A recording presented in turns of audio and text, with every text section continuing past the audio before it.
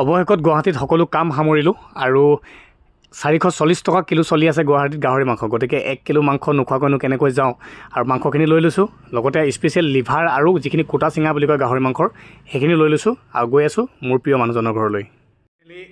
আজি গুৱাহাটীত যিখিনি কাম আছিলে কমপ্লিট কৰিলোঁ, কাম শেষ হৈ গ'ল আৰু আজি ভকতৰ ৰুমলৈ আহিলোঁ। আজি ইয়াত থাকিম বিন্দাছ, আৰু এতিয়া কিবা বনাব লৈছোঁ খাবলৈ, তাৰপিছত কাইলৈ মানেহে ঘৰলৈ যাম আৰু আজি এইফালে বিশেষ স্পেচিয়েল বনাব লৈ আছোঁ মই। গাহৰি মাংস লিভাৰ আৰু কোটা চিঙা মাংস মিক্স আছে, লগতে ব্ৰইলাৰ লিভাৰ পৰটো অলপমান মিক্স কৰি থোৱা আছে, গতিকে বনাব লৈ আছোঁ।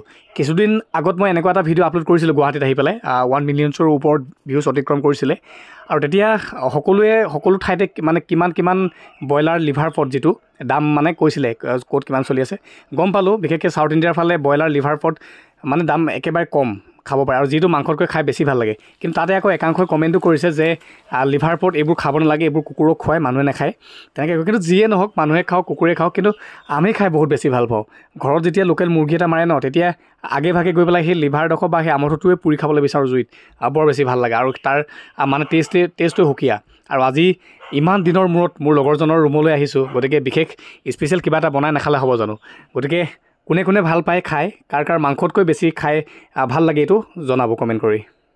আৰু এইফালে এইটো কেৰাহীত পাতি দিলোঁ, আৰু আনফালে অকণমান তেল দি পেলাই বনাব লৈ আছোঁ গাহৰি মাংসখিনি। আজিৰ মাংসখিনি বনাম বিলাহীৰ সৈতে বনাম, লগত আৰু একো নিদিওঁ।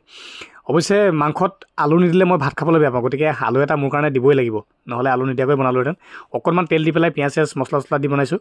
মাংসত বৰ বেছি মছলা মই খাই বেয়া পাওঁ, আদা নহৰুতে যথেষ্ট হয়, কিন্তু এই বস্তুটোত আকৌ মছলা কিন্তু দিবই লাগিব, নহ'লে ভাল নালাগিব। গতিকে মছলা দি ভাজি আছোঁ, ওপৰত এতিয়া আদা নহৰু পেষ্টটো দিছোঁ, খুব ধুনীয়া স্মেল আহি আছে, খাই বিৰাট ভাল লাগিব।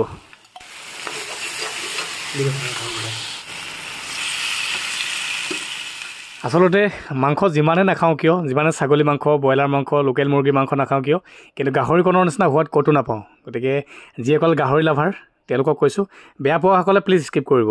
আজি আটাইতকৈ ডাঙৰ কথাটো হ'ল মাত্ৰ 2টা মানুহ আমি, মানে যিহেতু ভকতে ৰুমত অকলে থাকে আৰু মই আজি আহিলোঁ, আৰু 2টা মানুহৰ ভিতৰত মানে 1 কেজি মাংস, তাৰমানে এইফালে দেখিছে নহয়, আধা কেজি ডাইৰেক্ট মাংস বনাই আছোঁ, আৰু আধা কেজি লিভাৰ আমুটো, মানে যি গাহৰি লিভাৰ আমুটো আৰু ব্ৰইলাৰ মিক্সটো আধা কেজি বনাই আছোঁ।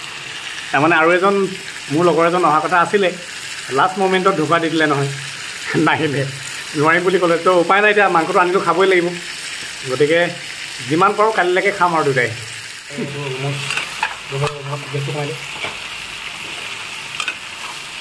এইফালে এইটো হৈছেগৈ, আৰু অকণমান কালাৰ দি দিওঁ, ৰেড চিলি, লাল মিৰ্চ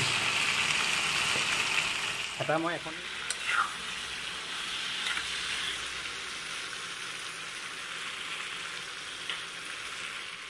ফাইনেলি আজি আমাৰ স্পেচিয়েল বস্তুটো ৰেডি হৈ গ'ল।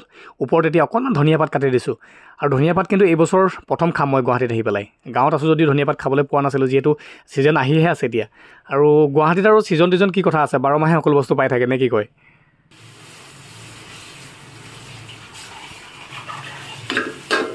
দেখিছে ইতিমধ্যে মাংস পুৰা স্পেচিয়েল বনিবলৈ গৈ আছে আজি, দেখিছে নহয় এয়া।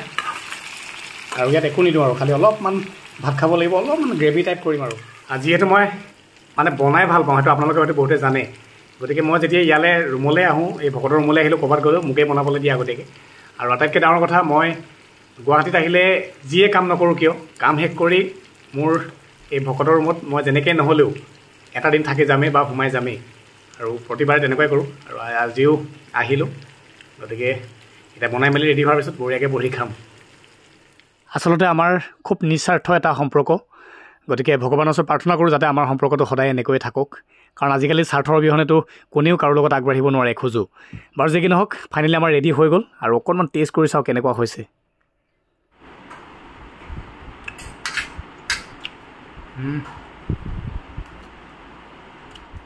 এইখিনিতে ভিডিঅ'টো অকণমান স্কিপ কৰি দিবলগীয়া হ'ল, তাৰমানে আপোনালোকে বুজি পাইছে। আৰু বহুদিনৰ মূৰত 2জন বন্ধু যেতিয়া লগ হয় তেতিয়া কি হ'ব পাৰে। বাৰু যি কি নহওক, এতিয়া ভাত খাবলৈ লৈছোঁ, আৰু খুব সুন্দৰকৈ গান এটা লগৰজনে বজাই থৈ দিছে বক্সত, ভাল লাগিছে, পৰিৱেশটো বৰ ধুনীয়া লাগিছে। গুৱাহাটীলৈ আহিলোঁ, বহুদিনৰ মূৰত কামখিনি কৰিলোঁ, লগতে মোৰ বন্ধুজনৰ ঘৰত নোসোমোৱাকৈনো কেনেকৈ যাওঁ, সেইটো সম্ভৱেই হ'ব নোৱাৰে। আৰু যেতিয়া মনে মিলা কাৰোবাক বহুদিনৰ মূৰত লগ পোৱা যায়, বহুত বেছি ভাল লাগে মনটো, সঁচাকৈ মনটো বহুত বেছি ভাল লাগিলে। আৰু সকলোৰে বন্ধুবোৰ, সকলোৰে সম্বন্ধবোৰ সদায় এনেকৈ থাকক।